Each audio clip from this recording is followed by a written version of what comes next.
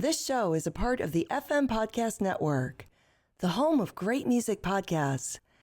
Visit us at fmpods.com. You are listening to the Dylanologists podcast.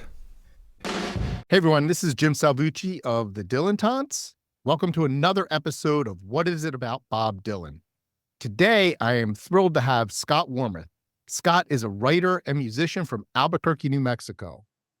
His research and observations on the writing strategies of Bob Dylan are widely acknowledged and frequently referenced, notably in Bob Dylan's lyrics, 1983 to 2000. In 2014, the writer Jonah Raskin dubbed Warmuth the Dean of Dylanologists. Welcome, Scott. Hey, Jim, thanks for having me. Glad to be here. So what is it about Bob Dylan? Yeah, that's a great question. And I think it changes. I'm 58 years old now, and I probably started listening to Bob Dylan when I was 8, when my dad brought home Desire. When I was a kid, it was, oh, those songs are different than the other songs. They're Hot Chili Peppers in the Blistering Sun, Pistol Shot Rings Out on a Barroom Night. I Married Isis on the 5th Day of May, and being drawn in by, wow, those songs are not like other songs. And then the depth of that. As a teenager, late teens, I really dove into a lot of the records and listening to them carefully and thinking about the lyrics. And then what really brought me back in and made me pay attention and made me focus much more on the work of Bob Dylan than I'd ever had before was the release of Love and Theft in 2001, with that album being such a spectacular record that is so densely packed in terms of how it's constructed. And besides being a great record to listen to, you can pop that record in, you can listen to the CD, it's great music, and you can certainly enjoy it. But if you dive in even deeper into that, it reveals a whole world of Bob Dylan's writing strategies, his approaches. What is he doing with the title of Love and Theft? And how does that expand out into his other work, into Chronicles Volume 1, or the script to Masked and Anonymous, the albums that came out after that, into his interviews, or when he writes about his painting, and into his visual art, that there's this expansive world that, despite all the praise that's been heaped on Bob Dylan, there's been no shortage. Nobel Prize in Literature, Academy Award, all of that. I think there's still so much more going on that we're just barely starting to pick up on and to work out. And that keeps me really intrigued and coming back into the work again and again to see how things are interrelated, or how he might have thought something through, or what books he was reading, what records he might have been listening to when he was working on his stuff. And it just remains endlessly fascinating for me. Tell me a little bit about your background. Tell us who you are, what you've done. You've had a really interesting life, so I'd like you to lay it out there for us. I'm originally from Long Island, born in Islip. Actually, Harold Lapidus and Seth Rogavoy and I were all born in the same hospital in Islip, for what that's worth.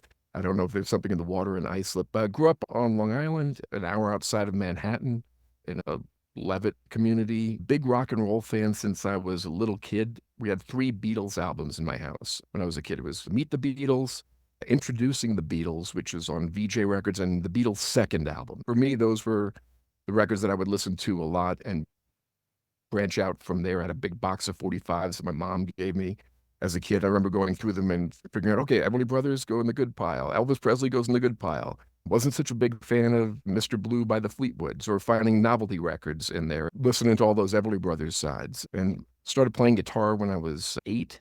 So I've been a lifelong musician, big fan of early rock and roll stuff as a kid, and punk rock music, and spent a lot of time in my bedroom listening to records, learning to play guitar, playing with friends, having rock and roll bands in high school and college.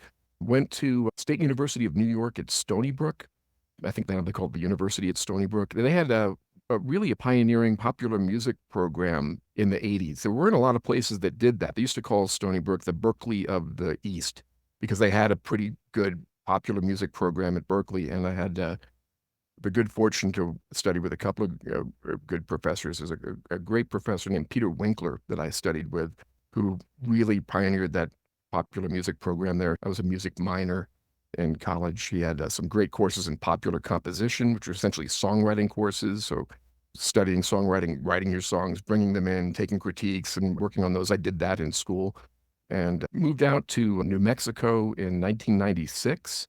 New York's great, but its cost of living is very high. And the prospects of moving into Manhattan didn't seem all that promising. It's a beautiful life out here in the Southwest. So I think that was a really good move. Been out here over 25 years now. They've stopped calling me a newcomer, and I blend in a little bit more. But I might have been tightly wound for New York, and I was certainly tightly wound for New Mexico. So I've been unwinding here in the Southwest and working as a radio disc jockey for years and years, a music director, both for non-commercial and commercial stations. My high school had a 5,000-watt radio station that I had a weekly show when I was 15 years old. Stony Brook has a great station called WUSB. It's a community station, and I volunteered there for years. I was the music director there and worked professionally as a disc jockey in New York and in Albuquerque for years. Worked as a corporate trainer for a long time. One of the best things I ever heard was our morning man at a station I worked at recorded a person calling in, a listener calling in, and he was talking about how much he liked the station. And he mentioned me, and he said what he liked about me was I can give you information without making you feel stupid, which was one of the nicest things anybody ever said for me. So working as a trainer works out well, because things that might be easy for me, systems navigation or understanding how to read through this text or why the computer isn't working, I can very often get there quickly. But I won't make you feel stupid while trying to get you there. So that ended up being a pretty good fit for a long time. So yeah, out here in Albuquerque for a while, amassing an even larger record collection. I've got maybe 5,000 or 6,000 LPs in the room that I'm sitting in. So I've got no shortage of music to listen to. That's like an occupational thing. And just a passionate music fan for life. I also have a house full of guitars as well. The answer to how many guitars do you need is always just one more. So I lost track of how many guitars I have, if that's any inclination, and other stringed instruments. I play electric bass and mandolin and mandola, harmonica, a little bit of banjo. So, and played in all sorts of different, from rock and roll bands to hardcore punk rock bands to sitting in with old time string band musicians to electronic music. I mess around a lot with synthesizer oriented music. It's not necessarily a nutshell, but that's a little bit about me. That raises a burning question. With all these guitars and mandolins and instruments, do you play a lot of Dylan? I can. I don't necessarily do that. I like maybe a lot of the songs that he covers. I can do a pretty good when I paint my masterpiece if the need arises. People don't typically often ask, and that's I don't feel the need to necessarily do that, but I can. I'm pretty well versed in folk and blues and country music, and so I can get by with that. What I always like when I play with people is trying to find space for somebody else and watching them. And I like those cues you can do just with a tap of a foot or a turn of the head that lets you know where the change is coming up and figuring out how to best support somebody else. I always try to make myself as small as possible in instances like that. And that can be a way to be an effective player with other people, is to recognize I'm not going to step on that. I'm going to step back. I'm going to let you shine here. What can I do to make you do your thing? Which is different if you're playing by yourself or recording by yourself. I can sit down with a digital workstation and record a song start to finish with me playing all the instruments. I'll use electronic drums or a recording of a drum machine. I can't play drums. But besides that, I can play all the instruments and double my vocals and produce it the way I want. So it's a mix of different types of skills that come into that. From working in radio too, I'm producing radio commercials for years and years. So if you need a used car dealer commercial, I've got those chops. They're ridiculous chops. There's a lot of exclamation points in that copy typically. I love it. I love that background. So let's get into Dylan a little bit and your take on Dylan. If people don't know you, they should, and know your work, because it's really, I've always been impressed with what you've been doing over the past really couple decades. So tell me about your take on Dylan as an outlaw appropriation artist. Yeah, I think that's an effective way to frame some of the stuff he's been doing from maybe time out of mind forward. And he makes some broad gestures that allow for that. One of the pieces I've talked about is in Chronicles Volume 1. It's the early 60s in the book, and he talks about meeting an artist named Robin Whitlaw at a party and how she would later get arrested for breaking into someone's house and stealing a painting. And he writes, incredulously, she got off and she was let free. And that artist doesn't exist except in an essay by art critic named Ralph Rugoff. It initially ran in L.A. Weekly, called The Illuminating Disappearance of Robin Whitlaw. It's an April Fool's Day essay. So Bob Dylan has incorporated this April Fool's Day character who doesn't exist. And when he says incredulously, he means that. He didn't mean incredibly. He meant incredulously. You can't believe this because it isn't true. I actually had found a review on Amazon where someone said Dylan needed a better editor for Chronicles Volume 1, and that was the example that he used, was incredulously. And I was like, no, he really did mean that. And I think that expands out into what we're seeing with, especially I think with Love and Theft. That's such a dense work where musically there are components that are borrowed from other songs. He's got so many borrowed lines from so many different places, very often pairing them together in interesting ways.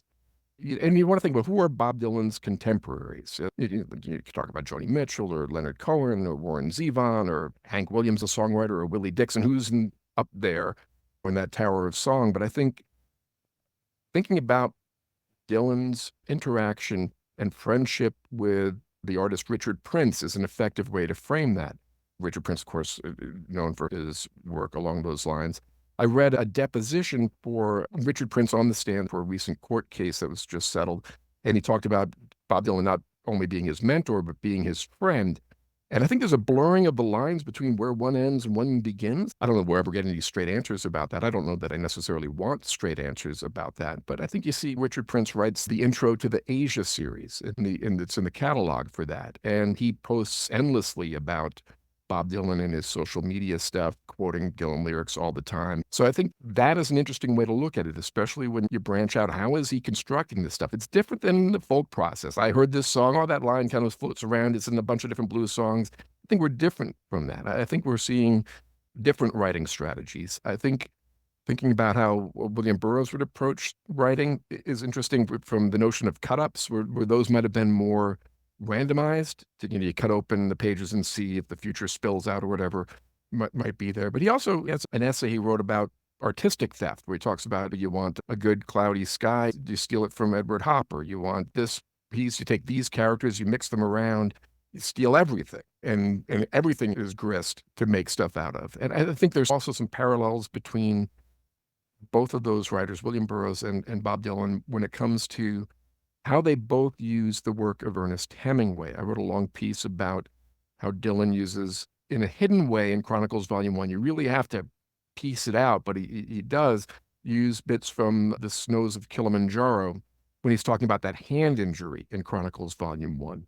And it's really sets this subtext about how he might have been neglecting his own muse during that time frame in the late 80s. And William Burroughs was also very focused on that same exact short story and referenced it for decades in letters, in his own writing, quoting it, misquoting it, ultimately writing his own version of it, a short story that's set in maybe 30s or 40s gangsters that's called Where Was He Going? And it's in a late book that came out in 89 called Tornado Alley. It's collected. And I think those parallels are interesting in terms of this notion that you can take whatever you want and repurpose it to reuse it.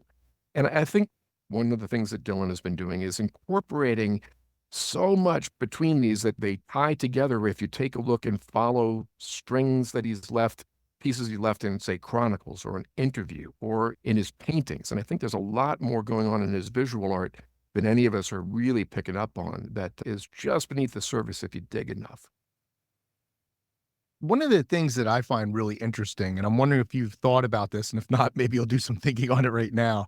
You've done tremendous work on the lyrics, and you've done tremendous work on Chronicles, and you've done tremendous work on the paintings and the visual art. But Dylan's sculptures are sourced, right? Yeah. And they're hunks of metal, tools, found objects welded together brilliantly, I think, into fascinating images or shapes or patterns. But people get really uptight about his borrowings, we'll say, his sourcing, as you say, for his lyrics, for Chronicles, for his paintings. But they don't get upset about his borrowings, his sourcing, for his sculptures. Why do you think that is? I think they get a pass because it's so easy to spot all the components. That is a monkey wrench. That is this type of spring. And I think you do see some interesting components in there in parallels. He's got a set of sculptures called gangster doors. I don't know if you're familiar with them. They're just rusty old doors, look like they have bullet holes through them, and they've got a sheet next to them with a description of John Dillinger, whoever the door might suppose to be, which I think are interesting. And there's a parallel set of car door sculptures in the work of Richard Prince as well. He's got other ones that are car hoods, but he did a whole series of, I think they're called The Doors as a reference to the band when Richard Prince does it. So I see those parallels there. But I think a lot of those, the gates, or there's the one that looks like a railroad car, that don't get as much attention. But I think in terms of the photos of him in his workshop where he's got all those pieces, find those pieces, put them together, see what works, he does what doesn't work. And I think maybe we'll see more of that. I don't know if there's more at play within those works. I think a lot of them speak for themselves on just that visceral level of, wow, look at all that stuff welded together, looks cool. But there may be more going on there. And certainly I see those parallels between the gangster doors and the Richard Prince doors works as well. Yeah, Dylan just can't help himself, can he? He's got to make those parallels. He's got to make those connections. Everything's connected. I think that's where, if you're going to try to piece together what he's doing, it's keeping those components in mind, and that he's a person who's not only doing that in the lyrics or in his memoir, but he's doing that in interviews. Interviews that were probably emailed back and forth. And most people are not incorporating hidden subtext into their interviews, but Bob Dylan clearly is. And I don't know that there's enough focus on that. And the interview as an art form, the interview as something that stands side by side or in combination with other components to set other things up, other hidden elements that may not be as readily apparent, where the interviews can provide clues. For instance, in 2009, I posted a piece on my blog about how in an interview, Dylan had used some bits from a specific translation of the satires of Juvenal. And he took some of the characters that he talked about seeing it as sideshow performers as a kid in Minnesota that are straight out of this one particular translation. And it's talking about Atlas the Dwarf and some other characters. And I noted that, and that was interesting to see that. And then it's years later when the different translation of the satires of Juvenal starts showing up in the lyrics on Tempest, and then starts showing up again on the lyrics of Rough and Rowdy Ways, with that famous line about the size of your something will get you nowhere. I believe the word is chicken. It could be, yes. But he had planted the initial seeds for that in 2009. I just happened to catch it, and then noticing it, it did. So when lines turn up later on, I had an inkling that he would be doing that. He's not using the same translation. He changed it to a different translation. Like, which translation of Chaucer is he using? Which translation of Homer is he using? And the role of the translator, I think, is an interesting one to consider when looking at Dylan's work, because very often the translator is playing a significant role in how things are communicated, because that's an intermediary that doesn't often get as much attention. And they're the ones who, if they're good at it, are really making that work come across as best they can, or that they think the intent has of the initial writer. And I think that plays a big role in what we're seeing in Dylan's work. You talk a lot about subversion in Dylan's work, and I'm a little obsessed maybe with subversion. I see it as a very important and overlooked part of satire. Yeah. And I also see Bob Dylan as a rather superb satirist throughout his career. So I'm wondering if you could just talk a little bit about how Dylan manifests subversiveness in his work and why it matters to you, or why it should matter to us. Yeah, I think it's certainly there. One thing I saw recently was looking at the Italian translation of Dylan's Nobel Prize lecture, translated by Alessandro Carrera. And he has an essay in there, and he actually quotes me talking about Dylan and subversion in that essay, which is cool to see my quote in the Nobel Prize lecture.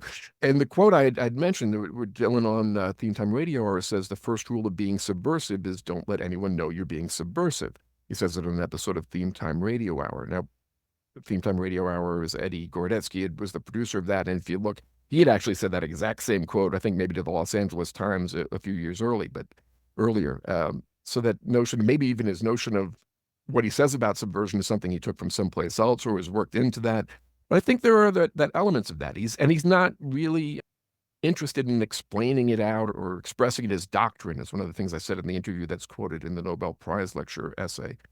So I don't think it makes sense to look for straight answers or anticipate straight answers, but anticipate that there are things going on that are intentional, maybe just to have fun, maybe just to play with language, maybe just to play with people's minds. And that's going on, and it's on a much larger scale than people might suspect. I think a key example is in Chronicles Volume 1, where he's writing about his mysterious music theory system of threes. And it turns out when he's doing that, he's incorporating all of these lessons from a chapter of a book by Robert Greene called The 48 Laws of Power. The chapter is called The Science of Charlatanism, or How to Start a Cult in 5 Easy Steps. And he's applying those lessons. That's a subversive thing to do. And to find that he's doing that makes you question everything else. And then those types of things continue where he's planting seeds for that. And they're there if you can find them. And I think it makes sense to go back and try to reevaluate what he might have been up to and what is going on with some of those things. For instance, I wrote a piece about The Beaten Path, the series of paintings, a bunch of years ago. And one of the things I wrote about were 2 paintings within there that drew my attention. One was called The Morning in Pittsburgh, and the other is called Pittsburgh at Dawn.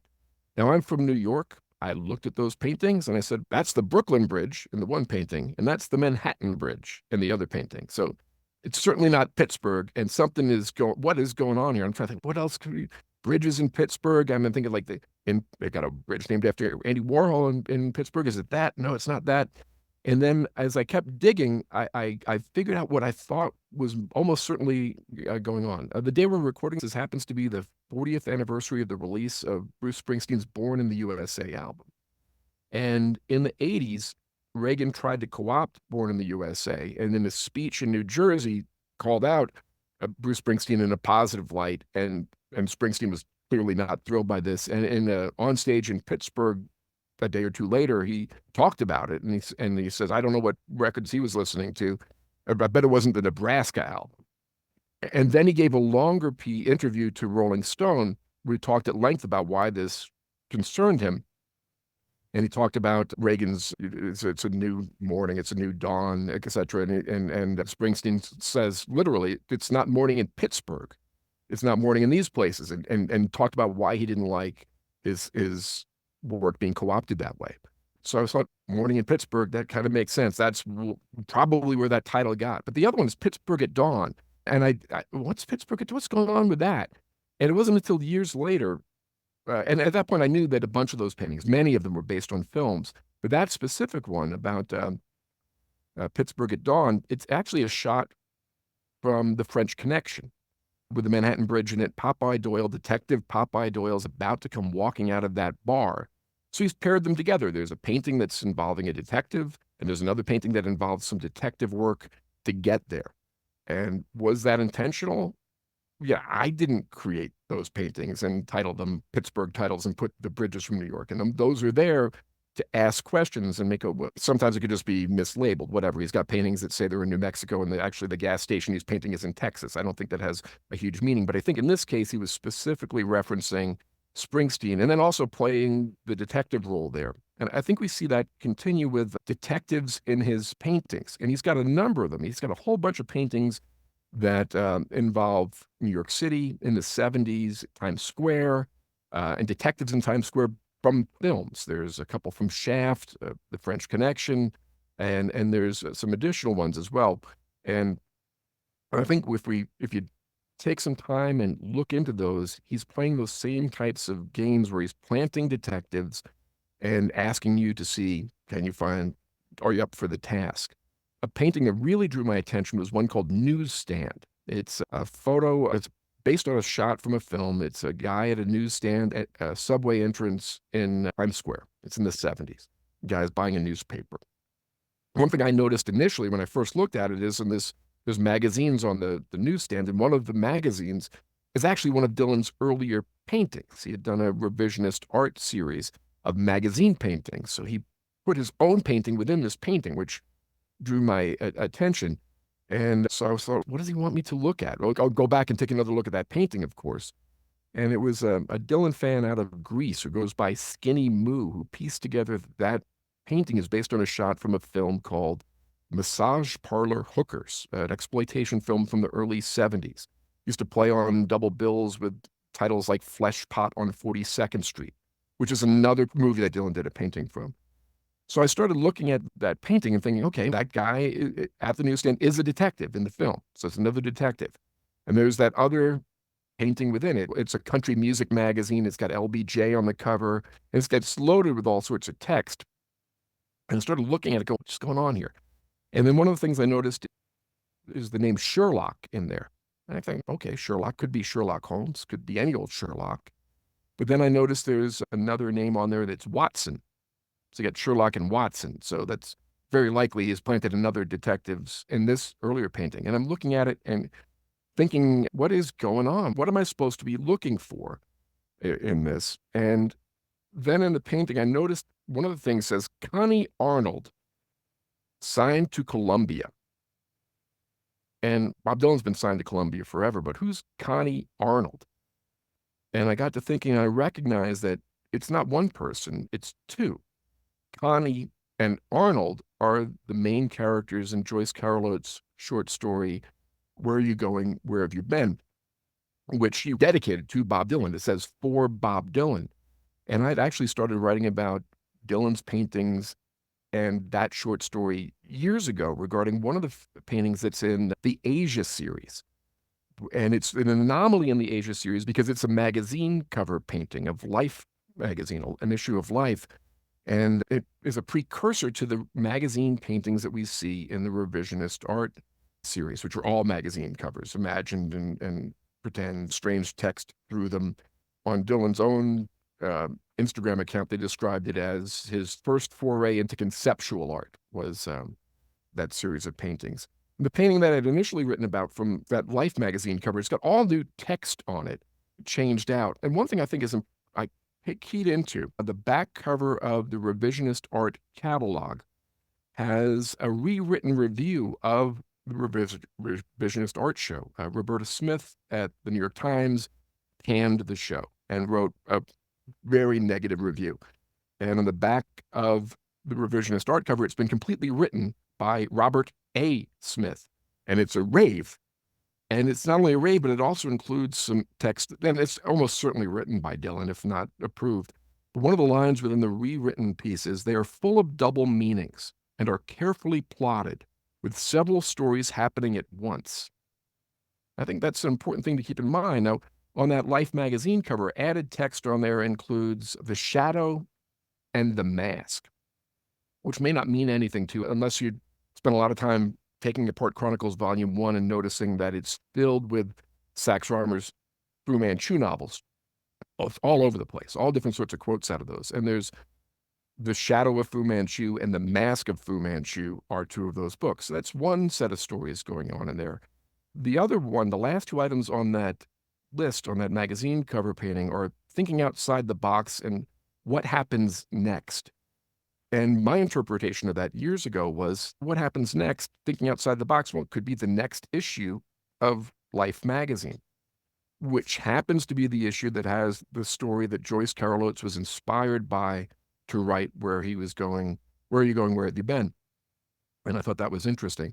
When in an interview about his paintings, Dylan started dropping details from essay that Joyce Carol Oates had written for Newsweek about boxing. He's talking about his painting, but he's including really peculiar components, multiple ones, where he's clearly referencing her writing in the context of his paintings. Why is he doing that in an interview?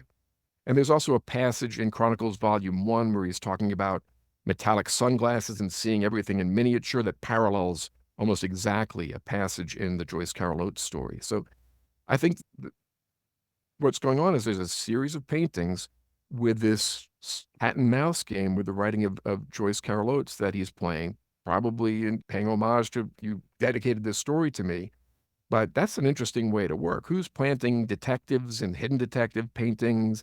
And it sounds out there if you don't have the pieces and nailed down and can see and read through them. But I think there's more of that going on and that type of thing going on in his work. And I think that's where some interesting exploration can go. And I think there's much, much more to be found there. This stuff is just fascinating. Just all these connections, all these layers, all these different sources, all these references. What's the end game? What's he trying to do? That's a good question. I think some of it is just he's having fun personally. I think he just enjoys doing some of those things. I actually asked this question. I did a post on Instagram the other day, and I was asking, who is he doing this for? There's like, for instance, I think very often the most cursory interpretation gets the biggest play. And very often I don't agree. For instance, in Sugar Baby, he sings, some of these bootleggers, they make pretty good stuff. You find no shortage of people going, oh, yes, he's commenting on the bootleg record industry. If you stop there, you're not getting it at all. That could be a thing, sure. But if you take a look at those lines and thinking about what is he doing in Love and Theft, he is taking lines, he's pairing lines, he's crafting them, he's creating different voices, parallel voices. And the lines there are some of these bootleggers, they make pretty good stuff. Plenty of places to hide things here if you want to hide them bad enough. Now, one of the things he's doing throughout Love and Theft is quoting songs recorded by the New Lost City Ramblers and Mike Seeger throughout. And I think that's why Modern Times is called Modern Times, because that's the name of one of the albums that he quotes from multiple times. And there's a song on a New Lost City Ramblers album. It's called American Moonshine and Prohibition. It's all songs about prohibition and moonshine. And there's a song called Kentucky Bootleggers. It's one that John Cohen sings. And one of the lines goes, some moonshiners make pretty good stuff. Bootleggers use it to mix it up. So there's a thread of all of those New Lost City Ramblers songs. But he's paired it with another line from the writer Larry Brown. Jim Dickinson, who plays on Time Out of Mind, brilliant musician, son recording artist, said that Dylan told him that he read every word that Larry Brown wrote. And he's got a short story called Kabuki Rides, This Is It. And it's from the point of view of an artist, alcoholic who is hiding booze. So it ties thematically to what a bootlegger would do, is hiding booze. And the lines in there that he specifically uses are lots of places to hide things. You want to hide them bad enough. Ain't like Easter eggs, like Christmas presents, life and death. So that's an interesting way to work. Who's listening to the New Lost City Ramblers go, oh yeah, that's a good line about bootleggers. And you know what? Hiding things, plenty of places to hide things. You want to hide them bad enough, and then pairing them together and doing that. He does that. And then also that it mentions Easter eggs in the writing, and he's planting Easter eggs everywhere, I think, just for the heck of it. And he comes back to that piece in Chronicles Volume 1, I think, when he quotes a couple of lines from Larry Brown's book, Faye, a Novel. There's a passage when he's going to visit Sun Pi. That's a Freudian stuff. I'm a big Sun Ra fan. Yeah, I am too. I always doubt the existence of Sun Pi, like Ray Gooch and Chloe Kyle. Or Robin Whitlaw. Yeah. Dylan writes, you could be doing something worse, he says, pauses.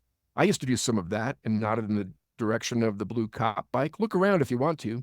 Got some pretty nice stuff in here. And he's quoting these two different passages, because he does two to make sure you know that it's not an accident. He's got one, and there's a signifier there to say, yes, I did mean this. He'll often do two within the same page of the next paragraph to knock it down for you.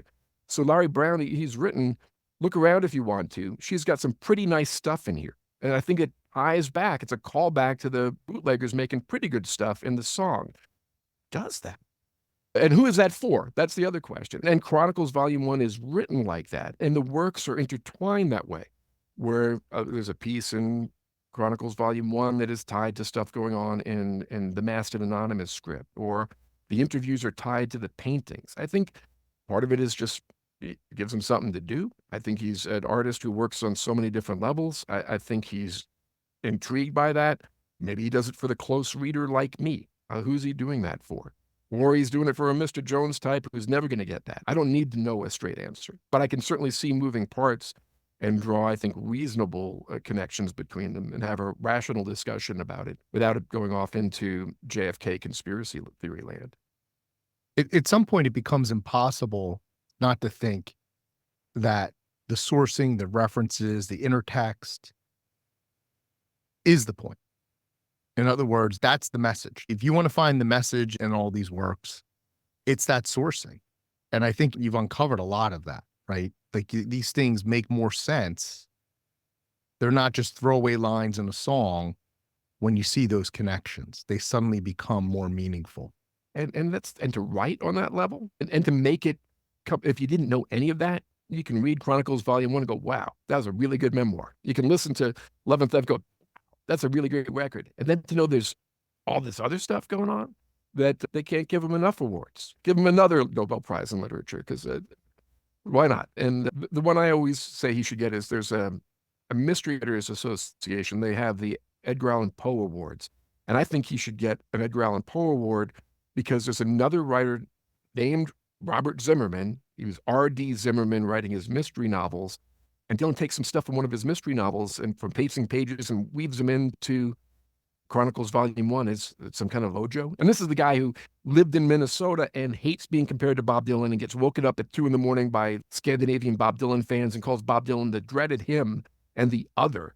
Is there anything more Poe-esque than that guy ultimately changing his name to Robert Alexander and writing his historical fiction like The Kitchen Boy, which gets a lot of accolades, that Bob Dylan is messing with him on an invisible level. And so I say, get him the Edgar Allan Poe Award, because he's a brilliant mystery writer as well. There's so much mystery going on. And I think part of the point is, indeed, what are these sources? And I'm a richer person for having read some of them. I'm not a fan of every single book that Bob Dylan has used material from. An Encyclopedia of Desks is an interesting reference book. And I still wonder why he was using bits from that, but to sit and go carefully through the short stories of Ernest Hemingway, or to go back through some of the classic literature he's doing, or the jazz autobiographies that he's using, or the Baudelaire poetry, and thinking about it in a different way, or to read through the letters of Thomas Wolfe, which at one point in Chronicles Volume 1, Dylan takes bits from 6 different quotes across a series of different letters and just weaves them seamlessly into this whole section. And he's adopting Thomas Wolfe's voice invisibly and perfectly. And if you see the moving parts, you go, how did he do that? And what was his eye drawn to? Was it in the top corner of the page, or what was the context for that? If you like reading, it's a great reward to have all those books and all the records too. So Bob Dylan his work is the esoteric archive of our culture. Yes, I think so. I think he's giving back for all the things that he's been gifted with and creating such rich work. Especially, they say there are no second acts in American life. He's got some more touring going to go on. We'll see what else comes out. We'll see what else comes out of the work that's already there. I think there's still plenty that we haven't looked at. Some stuff I'm still trying to figure out, how do I even approach this or talk about this publicly? Because it's just, there's so much of it. And to draw, what are some of the common themes and threads? What are the most interesting ones through that? Certainly not of interest to everyone. And the material, and you can have an interest in that work, whatever it is, if it's just the music, without knowing any of these things. But I think it makes it so much more rewarding. And I think there's so much more going on to dive into that. And hopefully an interviewer will get a chance to ask some of these questions. I don't know that I've ever seen him ask questions that weren't the most baiting ones, are going to get an insulting, inflammatory answer and response for that. So I don't know that we've seen an adept interviewer who wants to broach these subjects, and maybe he's not open to broaching them, or maybe never get a straight answer anyway. I don't necessarily want one, but I'd rather see an attempt at a reasonable conversation about, talk to us about this approach, these approaches, what's going on in these paintings. How do you do that? Larry Charles talks about you coming in with an ornate box filled with scraps of paper. Talk about how you get those scraps of paper.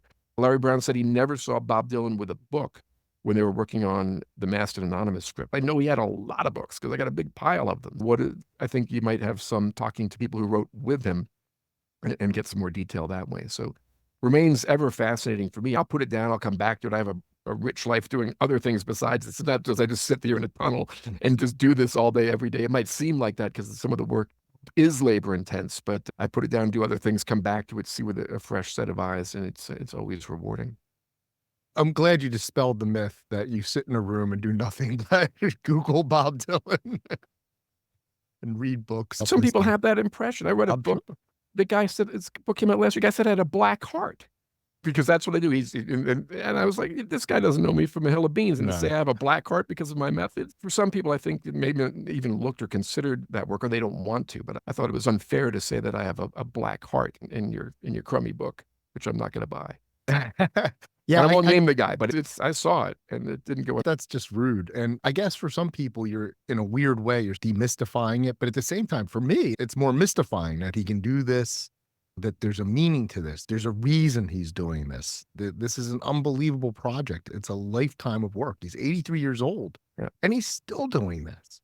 It is. And I see it sometimes dismissed as maybe train spotting or stamp collecting. First, you got to gather what the pieces are and then take a look and see, how do these function? How do they connect? Do they connect? They don't have to. They don't necessarily have to. Sometimes it might just be something cool that you saw in a book that's a good line. There's one of these days I'll end up on the run. I'm pretty sure she'll make me kill someone, is one of the lines in my wife's hometown. That's straight out of Chaucer. That's straight out of Canterbury Tales. It's like, okay, he's reading through that. That's a blues line. And he recognized that, which I thought was cool. I think sometimes it's as simple as that.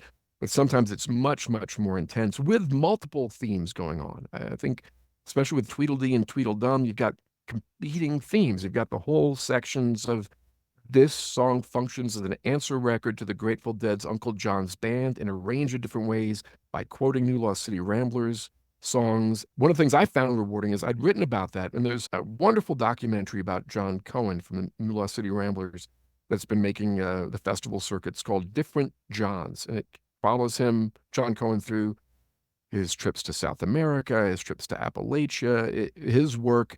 And one of the things the directors and producers did, where they're doing a montage scene of what was Greenwich Village like in the late 1950s when John Cohen was really getting established there. And the music they use is Uncle John's Bongos, the song that is the musical template for Tweedledee and Tweedledum, a song that I say, and I think convincingly argued, is an answer record to Uncle John's Band and a song that is about New Lost City Ramblers. And so they heard that, read my essay, and included that in there. And they sent me a link so I could watch the movie too. So I give it full thumbs up. You should go and watch Different Johns, especially if you like this type of stuff, you're going to like the work of John Cohen. There's those components going on. And then in that same song, he's got all these other threads going on. He's got all these twins that he's incorporated in secret ways. One of them I'd written about was from a minstrelsy sketch called Box and Cox. It's about a scheming landlady who rents the same apartment to two guys, one who works in the day, one who works in the night, doesn't tell about each other, and they pass each other in the night. And there's a couple of lines from that show up in the song, and there's other hidden twins within that. One of the things I liked in Mixing Up the Medicine, the new book that came out, is it's got some drafts, and there's a draft for Tweedledee and Tweedledum. I took a look, and I noticed, oh, that's a weird line. You know what? Let me take a look. And it turns out it's another line that didn't get used from that same minstrelsy sketch. There's still pieces like that to come out. I think the archives and looking at the drafts and being familiar with what some of those moving parts are can help to identify more of what the strategies were, what the process was like. And I think that's where more work goes. Looking at a version of High Water for Charlie Patton, Jochen Markhorst asked me to take a look at a specific line, and I recognized it as, okay, I think that's what he's saying, and was able to piece together in short order that it was from Bartleby the Scrivener, a short story by Herman Melville. Okay, here's an unused line from Melville, and of course, does Melville play into the work of Bob Dylan? Of course, and he talks about them at length in the Nobel Prize lectures. It was just sitting right there, but it's in chicken scratch and pencil, and it's hard to figure out. And so some of it is, I think that's where more nitty-gritty, fine-grained work can get done in terms of piecing more of this out, is let's see what's in those drafts that are available, and what was that process like? What got left on the table? And does that tell us more about how he was putting these things together? Because I think, how do you write a Bob Dylan song? That's a great question. He's got lots and lots of good songs. There's probably lots of different ways, but these strategies are part of that. And those songs are just so powerful. And how do you get there? And that road to the final draft and the version that's cut, and how do the songs change when he plays them live? I think there's still plenty more to spot if we look through those drafts. All right, man, I'm going to dumb this down. Give our listeners a break here. This is mind-blowing. And I've read so much of your stuff, and so a lot of this I've heard before, and it still always blows me away, even on the second, third, fourth, and fifth time. Have you ever seen Dylan live? Oh, sure. Yeah, plenty of times. Probably about a dozen times. First time I saw him was in Jones Beach on Long Island, a big shed on the water. early Never Ending Tour show with G.E. Smith on guitar. And I think I've seen him every time he's played in Albuquerque since I moved here. I saw him most recently on Rough and Rowdy Ways, where I had great seats right on the side of the stage. You could see behind the piano and watch him through the whole thing. So plenty of times. I saw one show where he did all these covers when he still had Larry and Charlie in the band. I think that's my favorite lineup, is that the band that's in Masked and Anonymous. And I saw that band a bunch of times, where he did Brown Sugar. He did Neil Young's Old Man. He did a Warren Zevon tune. He played In the Garden for the first time in forever. And that was, I really liked that band, with Charlie trying out different instruments and the vocal harmonies with that. And when they would open with cover songs and do Johnny and Jack songs, they do Johnny and Jack's Hummingbird. And so, yeah, live is always a treat to see. You never know what's going to happen. Sometimes you get stuck behind the person who's going to scream "Bobby" the whole time, and so it's not always a thrill, depending on where you might be seated. But in terms of him bringing stuff to the table, or got to see him with Willie Nelson opening up, with Merle Haggard opening up, see Merle Haggard and Bob Dylan in the same bill, and there's no one sang like Merle Haggard. So it's always a treat to see Bob Dylan live. I hope he comes back to Albuquerque. We got venues. I saw him with Willie Nelson and John Mellencamp, and it was one of these outdoor. It was a minor league baseball stadium in Maryland, in Aberdeen, Maryland. And thunderstorm was coming, and Willie Nelson did his set in double time. It was the weirdest thing I ever saw. He ran his whole set. I guess he doesn't get paid unless he does the set. And then we waited out the rain, and then Dylan came on. It was brilliant. So it was a great concert to see. But it was the silliest thing you ever saw. Willie Nelson singing very fast, got through everything. And Merle Haggard would do shtick. He would do like the first 12 bars of Okie from Muskogee and talk about how it's the wrong crowd. And he broke into Silver Wings, and it was just soaring. So yeah, every time he comes, I'll go see. I went to see him in Denver one time. And certainly people see many more shows than me, but he does come through my neck of the woods. So that's always it's like his job, right? And but to still do that, and to still do all those tour dates, and I can pay a couple of bucks and go see him 15 minutes from my house. What a time to be alive. I always imagine he has that ornate box on his bus. He's never far from the box. When I talked with John Cohen a couple of years ago, he talked about going to see Dylan after one of those shows at one of those minor league baseball stadiums, and talking with him and giving him the latest CD that he had put together on an artist. And Dylan said, "Have you got my latest CD?" And John Cohen said, "No." And he ran into the bus and came out and gave him a copy of Modern Times. And he looked at it and goes, "Modern Times? We had an album called Modern Times." And John Cohen said, Bob Dylan said, "Yeah, I know." And Cohen said that people told him that he saw that people spotted a whole bunch of the New Lost City Ramblers records kicking around on the bus too. Who knows? I always imagine a big pile of books. There's Peace and Chronicles Volume 1, where he talks about how he needs to learn how to telescope things, ideas, and you might be able to get all into one paragraph or one verse of a song if you could get it right. He's paraphrasing Hemingway, but he talks about all the books on all the tables, and so that's what I visualize is all the books on all the tables, maybe a bookshelf, and a lot of dog-eared books, maybe a page is torn out and stuffed into a box. What do the books look like? I wanted to know, really, if you want to dumb it down, what were my goals? If you listen to an interview I did with NPR in 2006, that's a while back, I talked about I was interested in what's in Bob Dylan's bookshelf and what's in his record collection. And I've been able to piece together lots of that. I've got 100+ books and no shortage of records that may not be as readily apparent to spot. And with some gumption and some work and having some good tools, was able to put that together. So do I know the books? And that's what I want to know about anybody. I love that your backdrop that I can see here shows a photo of your bookshelf, because that's how I would judge people. What's in your bookshelf? What's in your record collection? That's what I want to talk to you about. And that's what my initial goal was. That was my mission statement. What books does Bob Dylan read? What records does he listen to? How does that impact and play into his work? And so from the most basic standpoint, it's there. Now I can info dump on you forever. And that's one of the things I think, trying to find a balance. I can write lots of too long, didn't read essays, but how do you get those points across? And I've been trying to use the application formerly known as Twitter for a while for that, which a lot of people have stepped back from for notable reasons.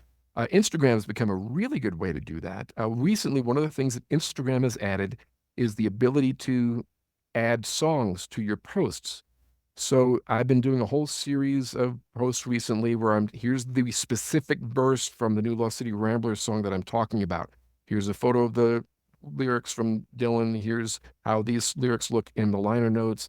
There's a whole series of songs from a box set on the Bear Family label of early Nashville countrysides that Dylan quotes from a lot on a lot of the different songs throughout Love and Theft. So being able to exploit a resource like Instagram to break these down into bite-sized chunks. And then if you want to take, here's 15, here's 20 bite-sized chunks. And I've done that with a lot of the text as well. So here's a contrast, compare. Here's the underlined portion. Here's how you can see it in context on the page.